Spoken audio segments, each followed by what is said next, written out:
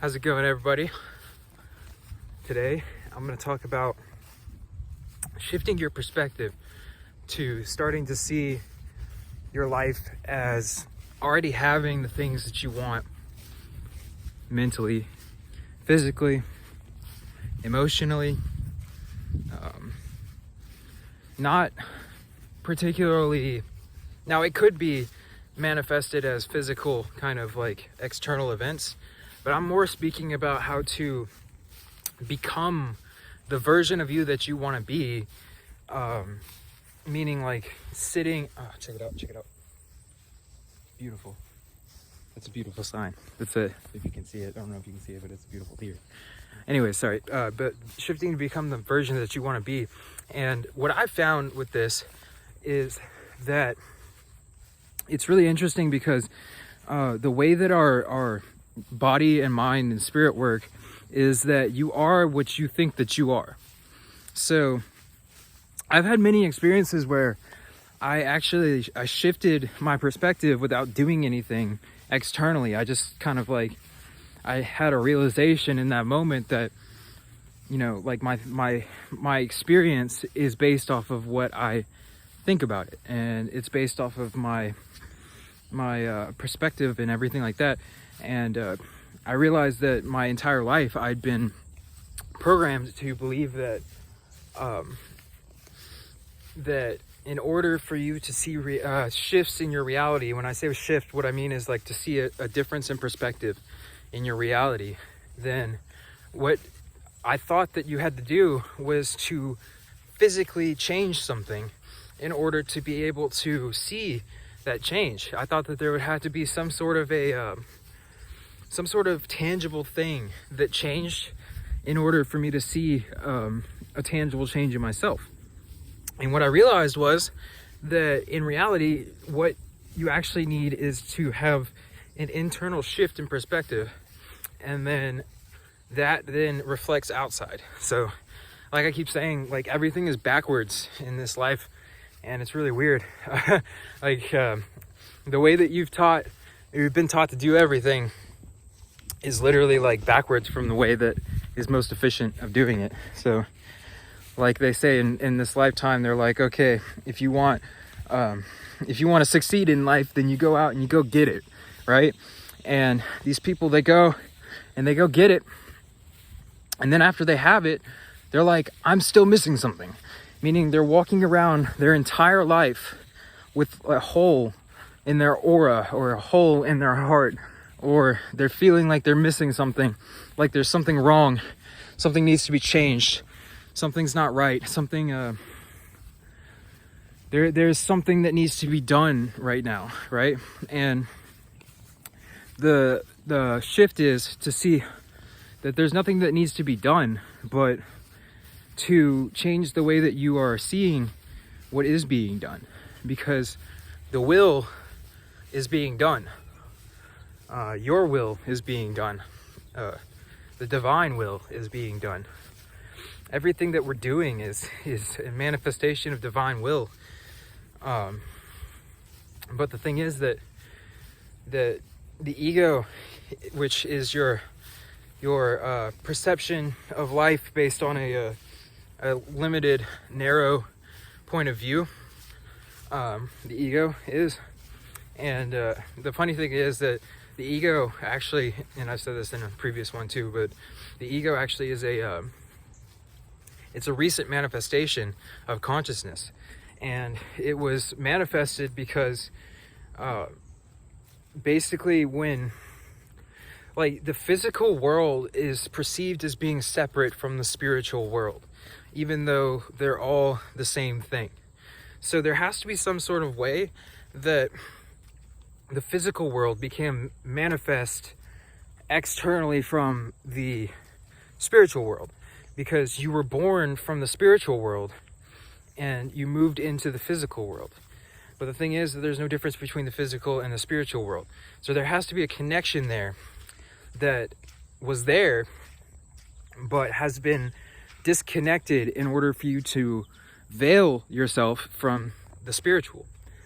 And to find true lasting joy and happiness in life and everything, that you do, it's about reconnecting the physical with the spiritual and rediscovering the inherent nature of everything.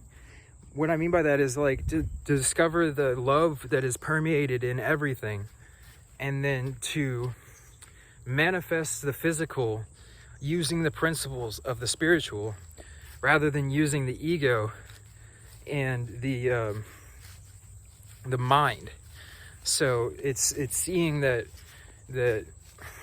it's the merging of your will and God's will, or your higher self and yourself, or whatever you want to call it.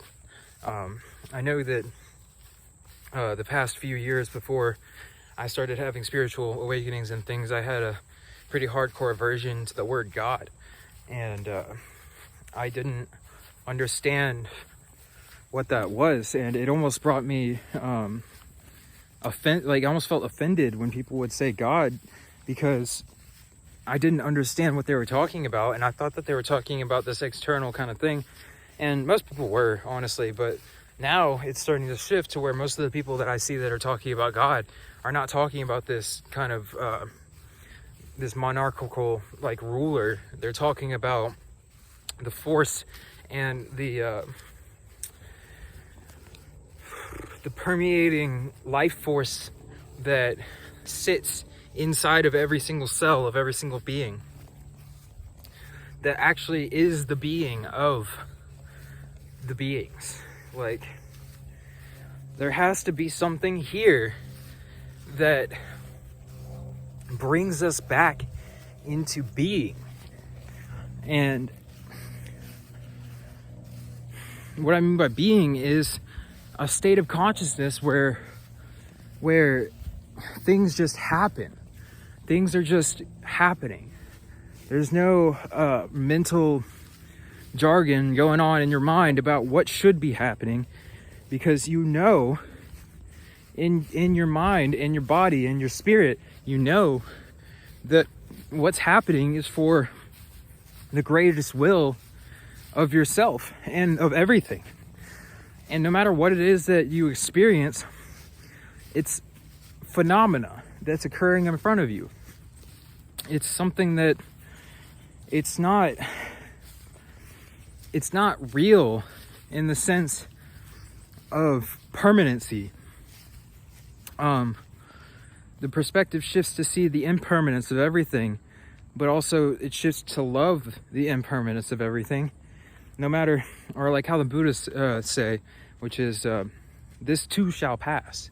And that's a very powerful saying, because it shows that even the greatest and most beautiful of feelings will pass just the same as the worst and the most difficult suffering.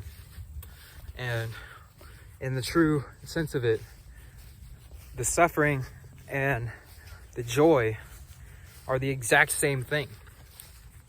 And the amazing thing about it is that since it's all based on perception, when you perceive the suffering as being just as beautiful as the joy, then there's never a quote-unquote dull moment in your life, because even the suffering is still joyful, which I find really funny. It's like you come to love the suffering because that's how we've kind of come to be here, is that we came to enjoy and to love and to manifest suffering for ourselves.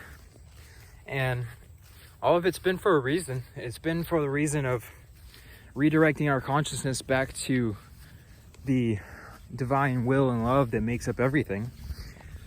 But through that, we had to go through this kind of transition phase of the breaking down of all of the false belief systems and borders and I guess life experiences that we've brought ourselves into. And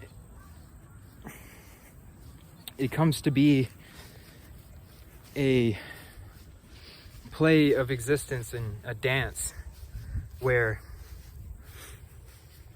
there's a dance. Ow, goodness gracious. I don't know what I just stepped on. Hold on one second. But there's a dance that we're dancing, and every movement is like a movement in the dance. And you can think that you don't know how to dance. You can think that you don't like to dance. But little do you know that even your thoughts and feelings of not liking dancing and not knowing how to dance and learning how to dance, or not wanting to learn how to dance because you think that it's something that's stupid and you don't want to do that, all of that is still the dance. That's still a dance in its own right. The dance is consciousness. The dance is form. Another thing I find really interesting is that whenever I come and I start to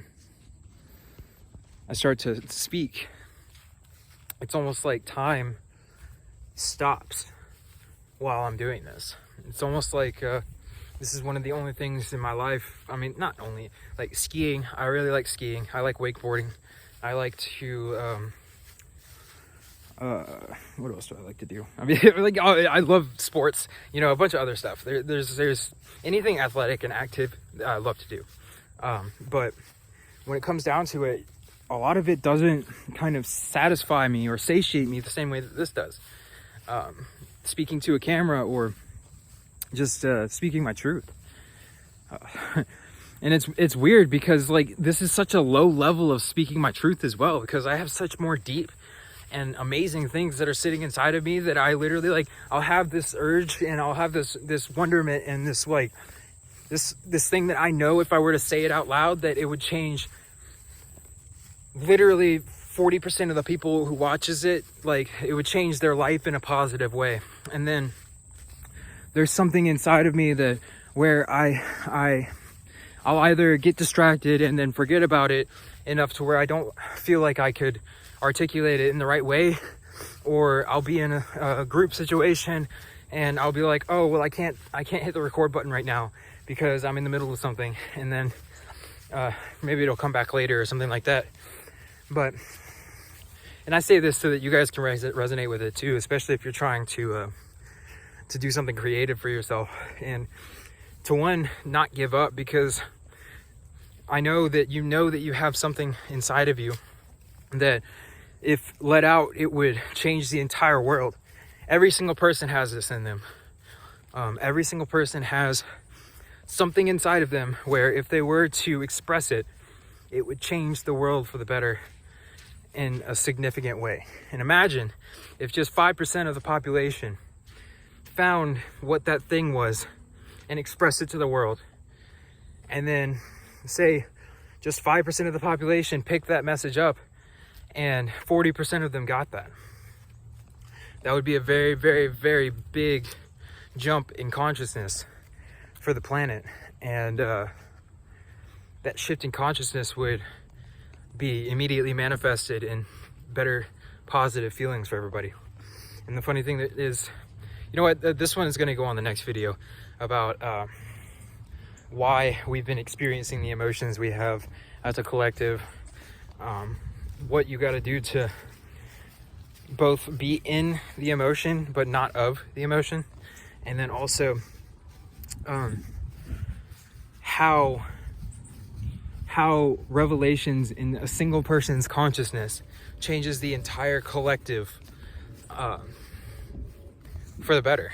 And even if it's not articulated through voice, it's still heard in the Akashic records and the kind of more etheric realms of consciousness. Because, like, as soon as you understand something in your own self, it's only a matter of time before that's there to be projected to you externally.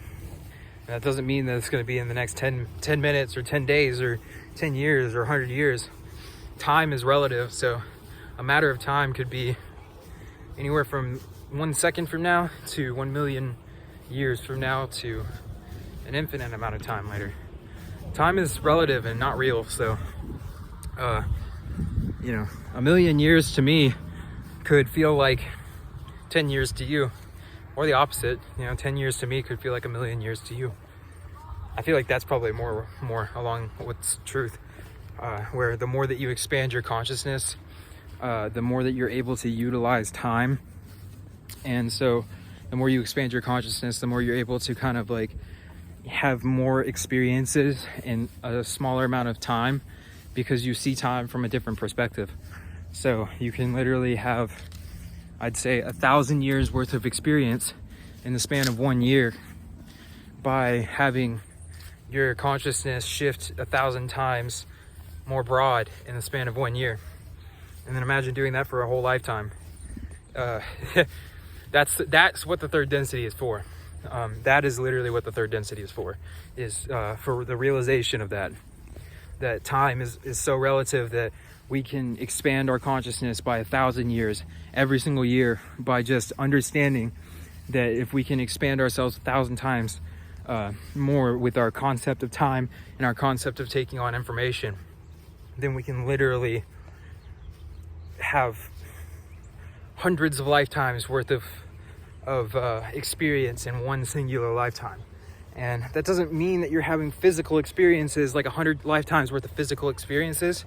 What that means is that you're having, in consciousness, in your mind and in your body and your spirit, your consciousness is evolving to a level that is 100 times more expansive and more capable of grasping things. So it's like going from having a single hook, and this is just kind of like a fishing example, I guess. I don't know, it's the first thing that came up. But it's like it's going from a single hook, and the hook being your consciousness direction and your ability to be able to catch new realms of existence and new, revelations in consciousness. Anyways, so the line in the hook is like your want and your desire to experience new revelations in consciousness, and then to catch a fish would be the same thing as acquiring a new revelation in consciousness. And it's the equivalent of going from having a single line with a single hook to using a 1,000 by 1,000 foot net and then throwing it out in the middle of the ocean and letting it drop all the way down to the bottom, and then pulling it up and then having like 10,000 fish in one singular pull. You know what I mean? It's like using your lifetime a lot more efficiently. That's what's possible in consciousness, in the third density in particular. That's why we have souls reincarnating into the third density from even all the way back into sixth density.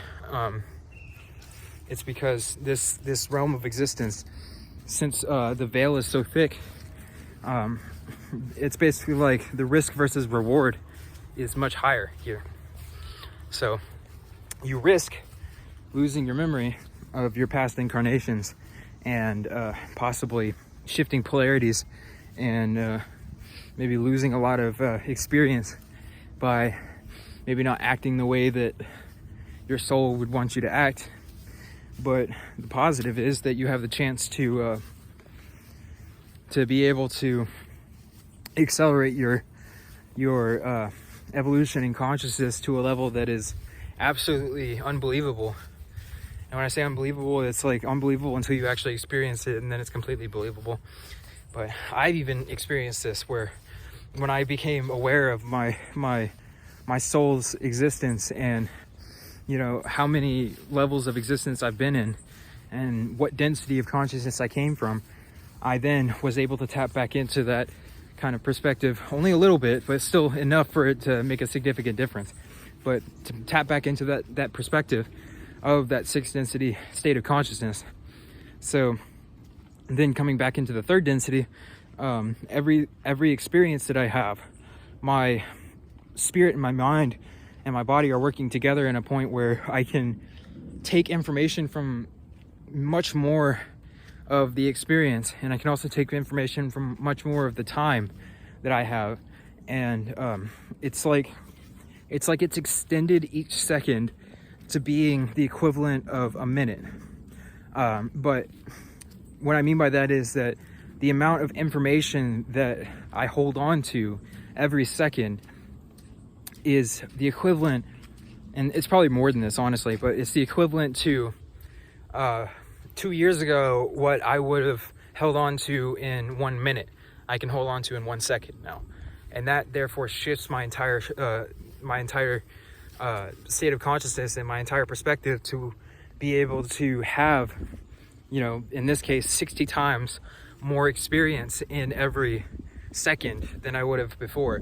Therefore, making it to where long lengths of time feel like they're shorter, but short lengths of time feel like they're longer.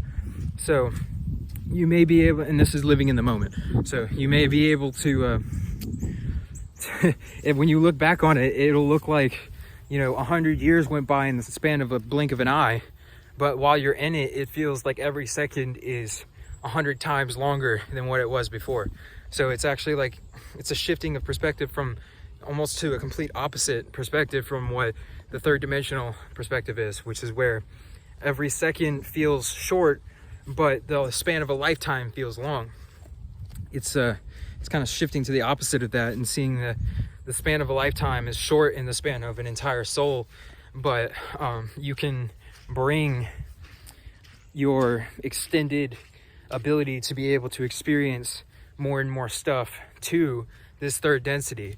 So you can start to experience hundreds and hundreds and hundreds of experiences worth of experience in the spans of hundreds and hundreds of times less amount of time.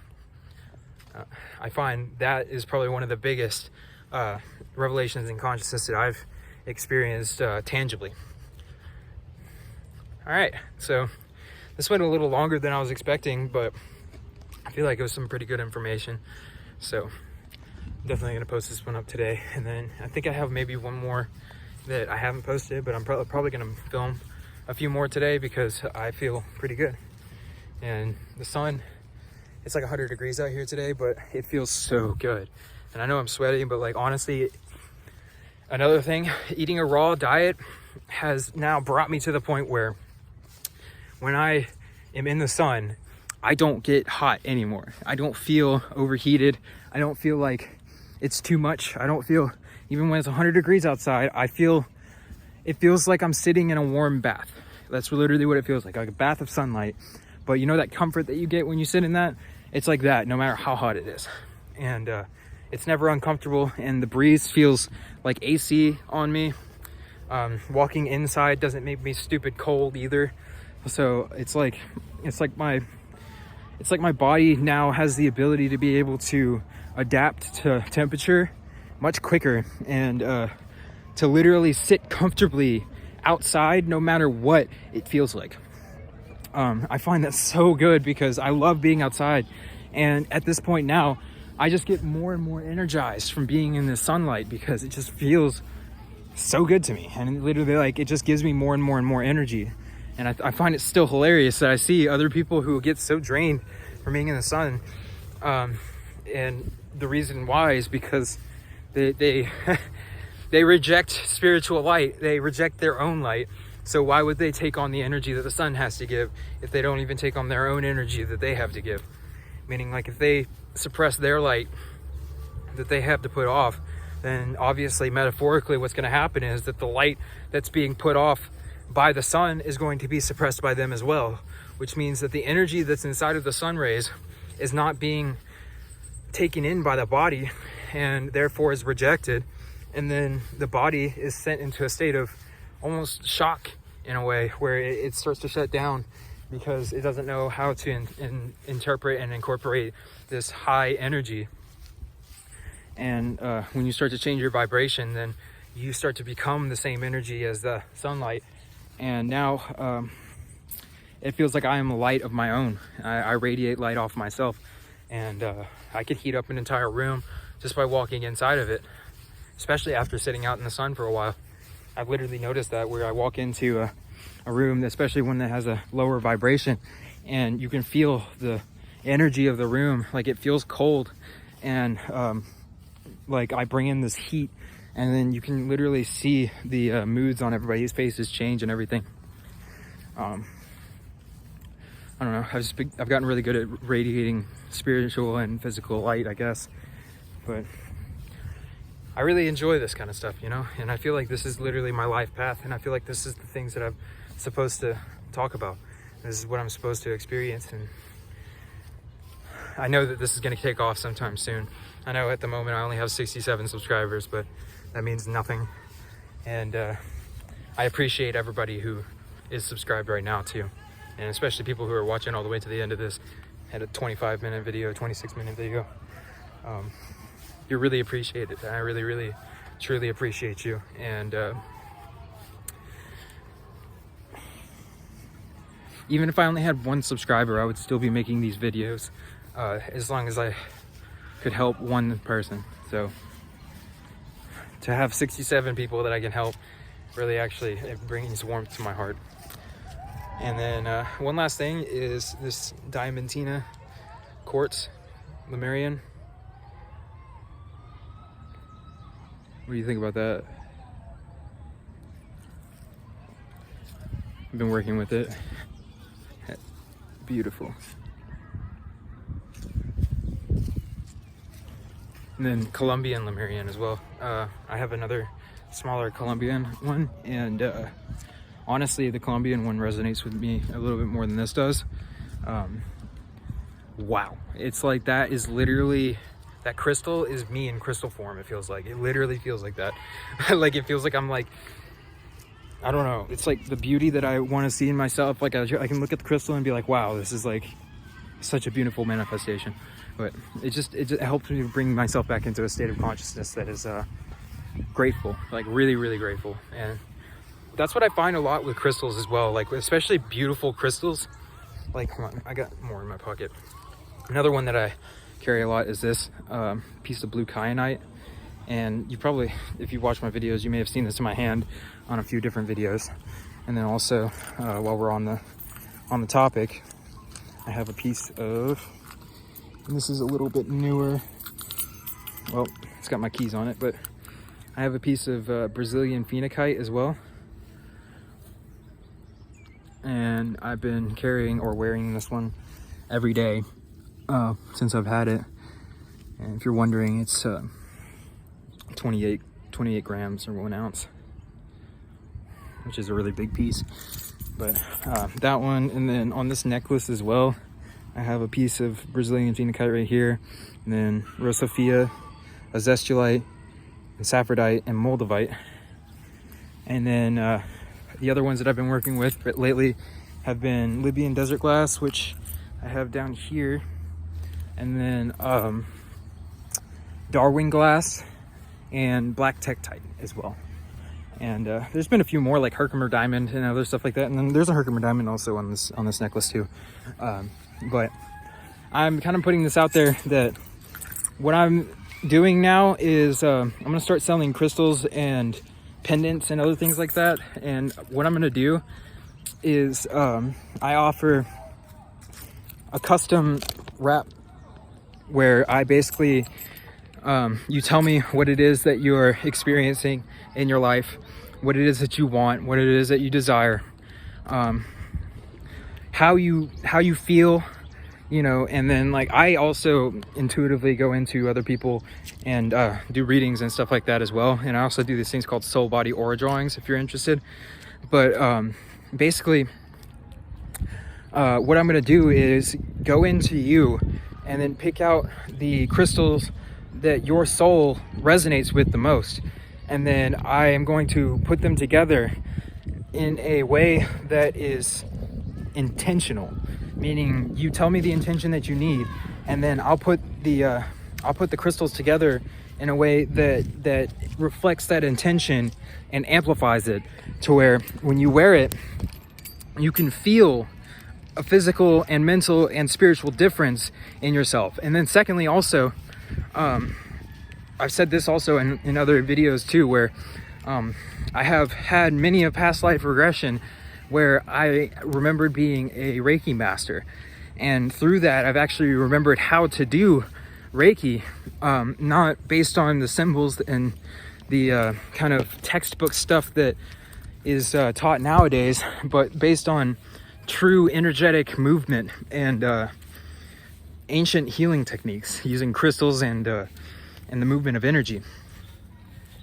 And anyways, so what I can do is I can actually take that energy and infuse it into crystals, and then use the intention that you have and that energy of Reiki and the energy of myself and the sun and how I connect with the sun, and I can take all of that and then put all that intention into the crystal, and then when you wear it and when you hold it, you'll actually feel that kind of energy that I feel whenever I'm kind of in the sun.